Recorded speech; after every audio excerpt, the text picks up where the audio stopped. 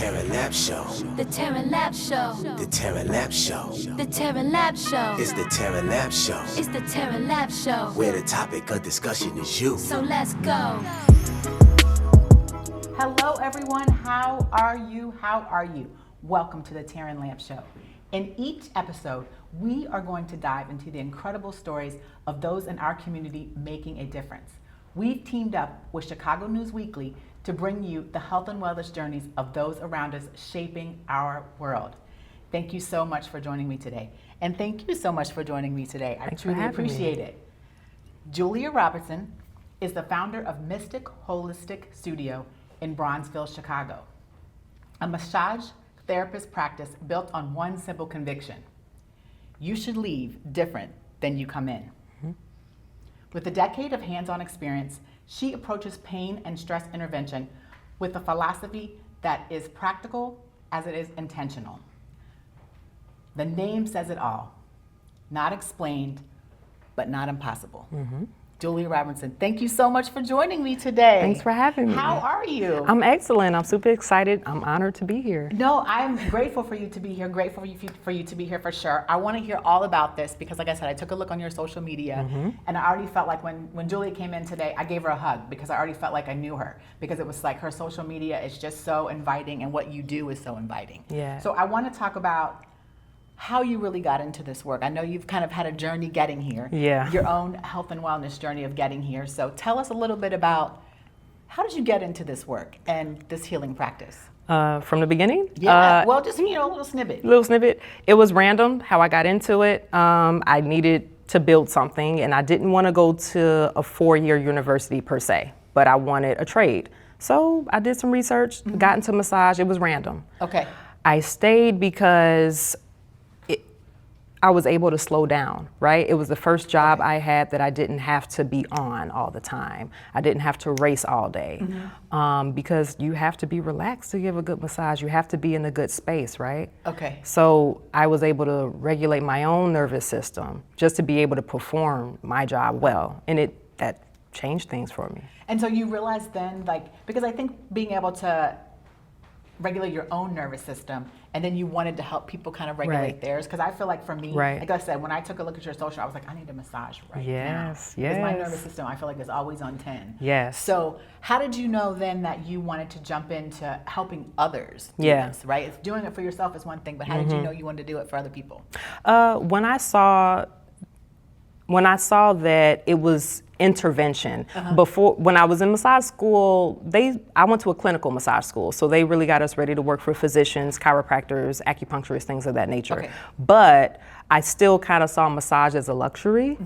And once I saw that intervening in people's lives when they're at peak stress, how that could change their week, their month, their year, how people would change after working with them for a year, how opportunities were open up for them, how their personal lives would improve, because people share things, they tell you things. And people would do like a completely 180, they'd be in a completely different space in their life just from getting regular massages, having a place to let it go, having a place to breathe, having someone coach you through it, right? Sometimes I'll count down the exhale with people because I'll say, take a deep breath, and they're rushing, but seeing just how it would help people quickly. So what I hear you saying, I'm just thinking about what you just said about intervention versus massage, right? Like sometimes I think just as a client on the other side, we think we're just going to get a massage, we're going to have 60 minutes of this, and then another 23 hours of this, right? So I feel like what you're saying is you're helping people build this into their lifestyle. Precisely. When you said intervention, not just a practice or whatever, but intervention, that struck with me because I feel like I said, for me, I'm always like this and I'm always here.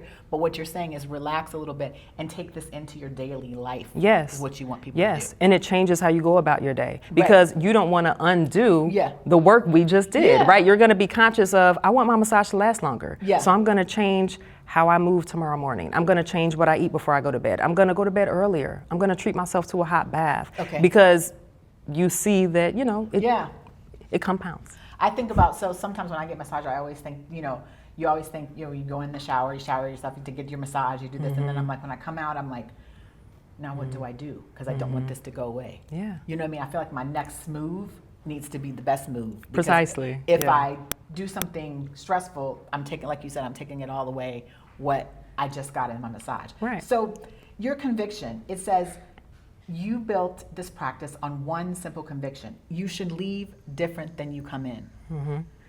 Give us the insight into that. The obvious part is you should have more range of motion, right? You should feel less stressed, whatever that means to you, physically, emotionally. But for me, it's more about, it's kind of like giving people a different way to see things, even giving people hope, right? So people come in stressed and they think this is just how I am. They kind of own their pain, like this is just, I'm high strung, I'm type A, whatever people do to explain it, right? And I want people to see and feel that your body can feel what we teach it to feel. Okay. And you can own a better you. You can own a better experience in your body. And once you kind of get that, then that's the shift. So that's what I mean by differently. Do you know what I mean? So I'm a type A, so I can be a type A. I can be okay with that, but I can still be in this mode of intervention. Yeah, excellent. Is what Yeah. what you're saying. Exactly. Because it is really hard for us type A's to figure that out. Because I'm listening to you and I'm like, I'm still trying to figure it out. I'm a type A. Yeah. And so I need to, And that's I need to okay. get relaxed just doing this. Multiple things can be at once. You can be type A and you can be all about the details and you can think, and you can also do that slower. Okay. And you can also give yourself a space in between thoughts. It doesn't mean anything has to stop, right? It's just about learning a slower, more fluid way to be in your own mind, in your own body. Did you have to learn that for yourself? Yes. You did? Yes. How was that for you? Struggle. Okay, good. I'm not by myself. Yeah. Okay, good.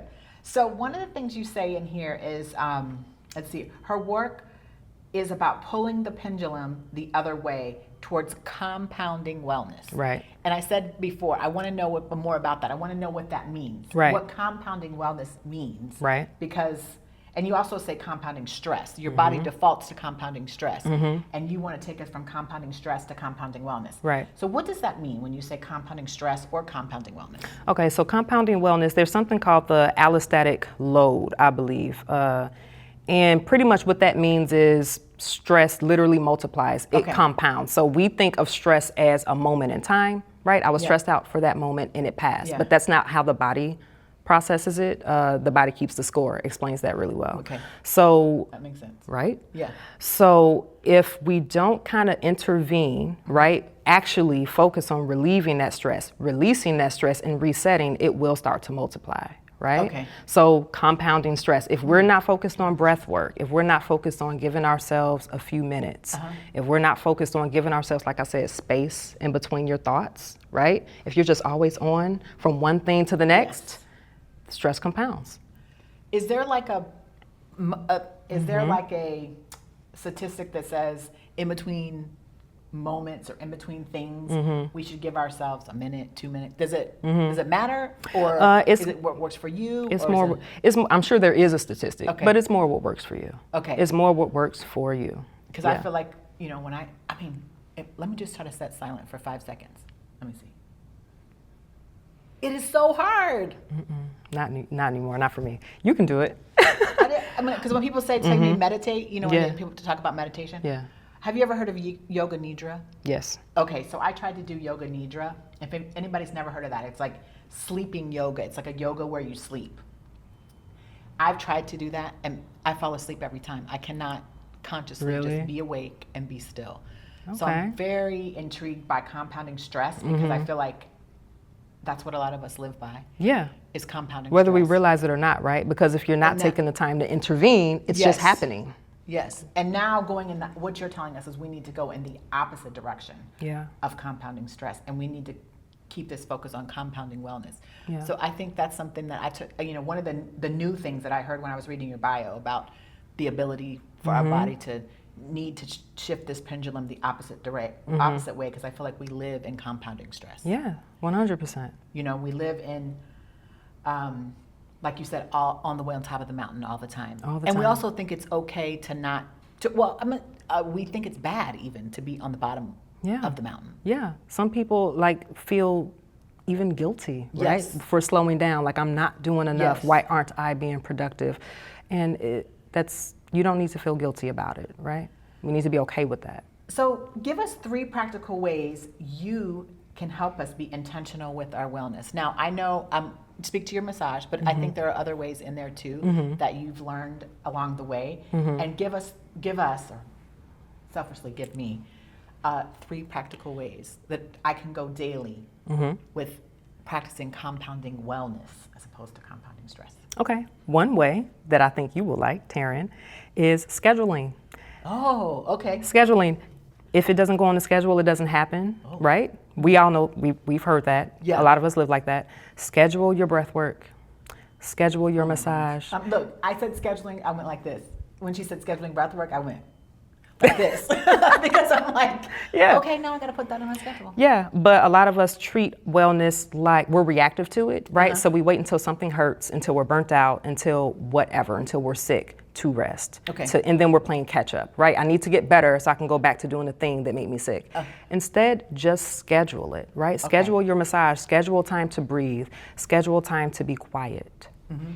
Where you don't talk to anyone. And if you practice being quiet, eventually the brain will get, okay, she's not responding, we just need to stop. We're looping thoughts, we're looping, and she won't respond. So we're gonna go ahead and slow down. We're gonna stop. And then you'll gain that space in between thoughts that I talked about. Scheduling breath work, scheduling quiet. Did I miss one already? Did you say? Schedule body work. So whether that's a massage, stretching, all of the above, workout, schedule it. Okay. Yeah, be proactive about your wellness. Don't be reactive about it. Okay. Yeah. Be proactive about. So it's so funny because I'm going to look back at this interview, I think, and I'm going to think about me being on 10 during this time, and then I'm going to be like, okay, I need to schedule wellness into my day. I need to schedule breath work. Body work, I feel like I do because fitness. Awesome. I do fitness, but I also think it's important, and I've realized this since I've hit the 50 mark. All right. Is that it's also important not just to schedule, like, I think it's very important to lift weights. I think it's very important to put weights in our hands. Yeah. I think it's very important to do body weight work, which is a lot of what I do now that I have multiple chronic illnesses and I'm over 50. I really am involved in a lot of body weight work and have my own body weight program. So I think that's good to put some weight bearing. But I also think this flexibility, this balance, this, to your point, wellness component or stretching is something that we have to really bring it down a little bit. Yeah. The scheduling of the breath work, that is going to be a challenge. Make it short. Make it 2 minutes. Okay. 3 times a day. 3 minutes, 2 times a day. You can do that. Anyone can do that. 3 minutes, 2 times a day? Yeah. That's 6 minutes out of my day. That's okay. You got it. I'm like, oh, just thinking about it. It becomes addictive once you get good at it. It really does. Then it seems like 2 minutes isn't enough. And then it's like, I need a half hour to just be with nothing. You'll get there. We can all get there. She's so confident. Yeah. You're so confident in all of us that we can bring it down a couple notches. 100%. And we deserve it. So tell me a little bit just about, real quick, about the practice in general. Yeah. Like Mystic Holistic Studio. So what can people expect when they come in? Like I said, I've seen it on social, and it gave me this, like I said, when you came in, I hugged you because I always felt like I knew you. So what can people expect when they walk in? I shook your hand first just to make sure it was okay. It's okay. Yeah. What can people expect when they come in? Give us a little bit more insight into the studio. It's clean. Not a whole lot of clutter, and that's on purpose, right? I don't have anything in there that's not earning its space. I may get one more side table, but no clutter because, again, we're coming in with our own stuff, right? So it's a clean, open space. When you arrive, I just have people sit down. We chat a little bit about what brought you in, and I give people space because sometimes they'll say, I just want to relax, and then if I give them a second, they'll unload. And we'll get to the bottom of some things pretty quickly. And it'll guide me on how we need to start the session and end the session. But a clean space, an open space, a safe space. Yeah. So when you say the session and guide you into doing that, now I just know from massages, some people start on their back, some people start. Does this all depend now, since you're telling me that you actually have people kind of get their own space? Does it all depend on maybe what they say or where their body is? Both. So how do you know? I mean, I guess, is there There's a method to the madness of where to start and where to end. Is that what I hear you saying? Yeah, 100%. And I feel it out every time. Okay. I feel it out every time, but there is a method to what I'm feeling out, right? So recently I had someone that had an event coming up, like a sporting event, and she was stressed out.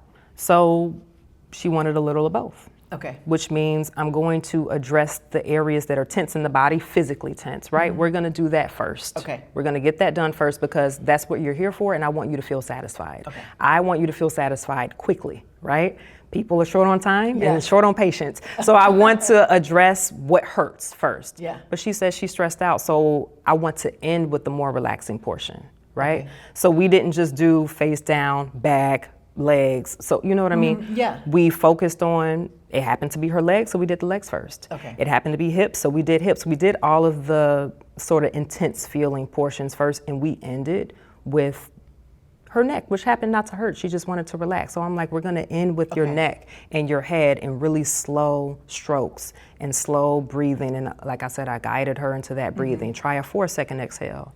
Now try a 5-second exhale, right? Because I tell people to breathe in and out. Oh, they're huffing and puffing. Yes. No. Right? So we ended with the portion that was probably less important, but just as important. Okay. Do you know what I'm saying? Yeah, I do. I think that what I hear you saying is that you kind of, again, like I said, there's a method to this, intentional. I think you say in here. Yeah, exactly. As practical as it is intentional. Yeah. Right? So you're being intentional about your practice and you're being intentional about how you treat people. Yes. And helping them learn to treat themselves with that same intention. Yes. Is that what? Yes. Pretty good. Thank you. Yeah. Thank you. Is that pretty good? No, you're helping me with the words. Thank you. Yeah. No, you said it. You said, you know, you want to be as practical as you are intentional. And then I also think some of these ways that you're sharing with people can be practical, right? Like you can take these methods or maybe share with us some other methods that we can take into our, literally outside of your practice, in our car. 100%. Right. Breathe, exhaling slower. Like when a lot of people start breath work, even when I do it, I have to tell myself, why am I huffing and puffing? This is doing nothing for me, but maybe giving me a headache, right? Try to exhale for 6 seconds. Try that. Yeah. Try to not be done for that. Try to reach that, right? Like that's something we can all do by ourselves. So I have a question. So this is about the health and wellness journeys of those around us, right? Okay. So share with me how this has helped you. I'm curious to know the Julia before practice and the Julia now that you've got this under your belt, because you seem to be a master of it and we're all trying to get there. But there might have been a time where you weren't mastering it. Yeah. So share with us how your health and wellness journey has evolved since you've kind of opened up your practice and since you've been working in this work. Since working in the work, over 10 years, to be able to do this for 10 years, you have to be mentally and physically fit, right? Because you take on a lot of other people's stuff. So I've had to practice making my own practice of releasing, right? To make sure I'm not holding that person that cried today. I want you to feel okay to cry, but if I hold on to it, I'm gonna cry by the end of the week, you know? So I've had to learn how to cleanse my own energy and stay strong enough. You mentioned weights, right? Like make sure I have the proper bone density to be able to hold up to do this. I'm an athlete, essentially. I need to be able to have the endurance. And so I've had to change how I eat, make sure I get a good amount of sleep, make sure I'm consistent in exercising, and when I'm not, it shows quickly. Quickly. It'll catch up with me in 2 days. Really? Oh, yeah. Oh, because you're physical, but you're emotional. Right. It's both. Yeah. Well, aren't we all? Right? So. Yeah, but I feel like you're physical and most of us are physical and emotional just on our own. Yeah. Our own little worlds. But you every day give it to other people. I could go the whole day and not think about other people. Right. You can. Right. In your practice. Exactly. And since I can't pour from an empty cup, I've had to just learn how to keep my cup full, empty out what don't matter, what's not for me, and fill it up with what I need that makes me feel whole and me feel ready to give to others. So that's how it's changed me over the 10 years. Opening my own practice, this is the first time ever I've been able to work on the South Side. So I am so happy about that. We just need more services like this out South without having to commute all the way downtown or north or a suburb, you know. So I'm just really excited to be able to serve like my neighbors and the community I'm in and not have to go outside of that. That's been a change. That's been a gift, really. What would you tell the community that you're in? about your practice, but most importantly about wellness? All you guys deserve to slow down, and just because you shouldn't feel bad about not being busy. You shouldn't feel bad about not being busy all the time. And massage is not a luxury. It is about your health. It's about leading a healthy lifestyle. If you go to the gym often, you really should be getting massages. If you don't, you should be getting massages. It will give you the space within yourself to feel better, to see yourself better. That mental wherewithal that sometimes we don't have. Yeah. Because we're just so tense.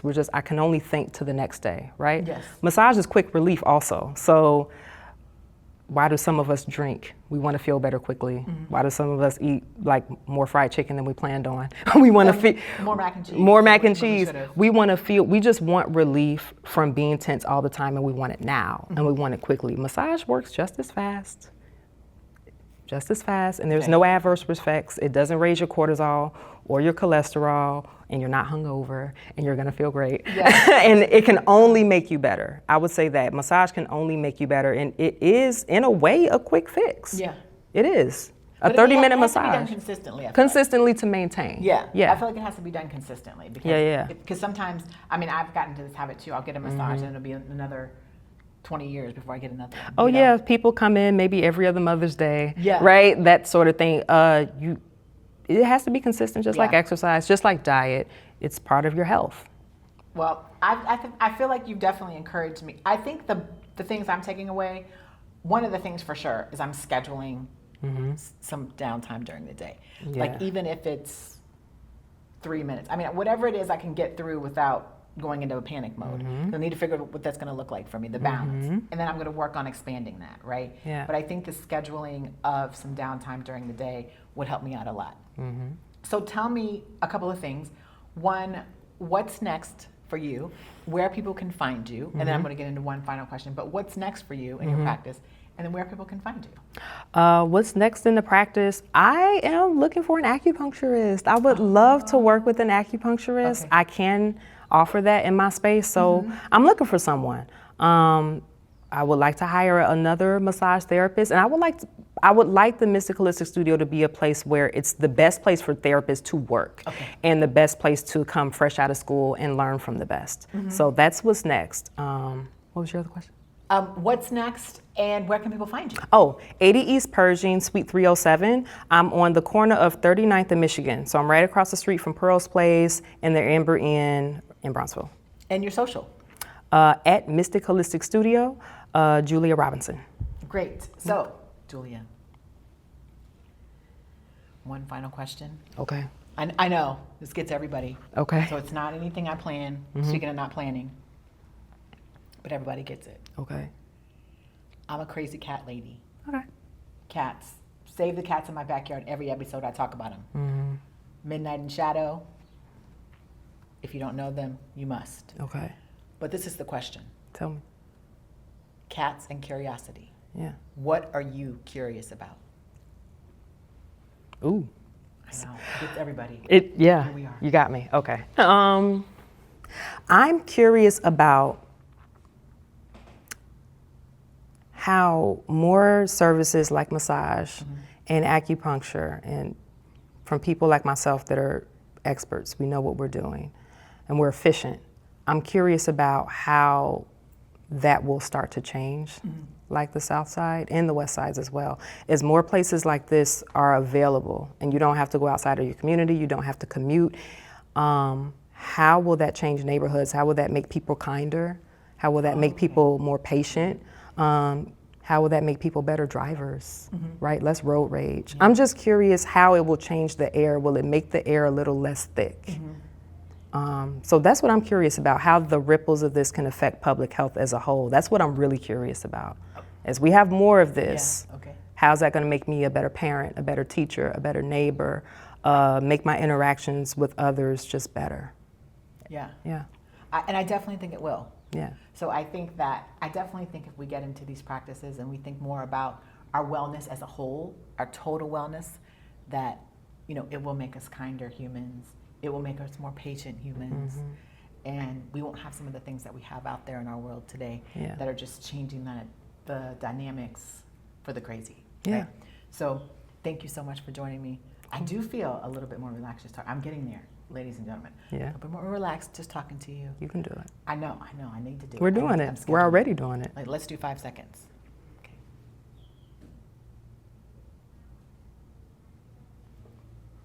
Your 5 seconds was slower than my 5 seconds. Yeah, I need to work felt on you that. move.